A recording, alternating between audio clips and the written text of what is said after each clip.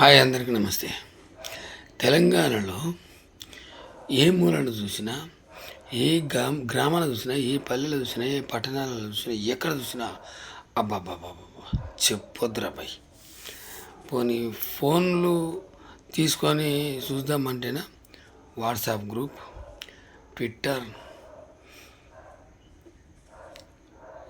YouTube, Google, ఎన్నిట్లో చూసినా ఎన్ని తిట్లు అబ్బా! ఎందుకు నీ అమ్మాయి జన్మ అనిపిస్తుంది.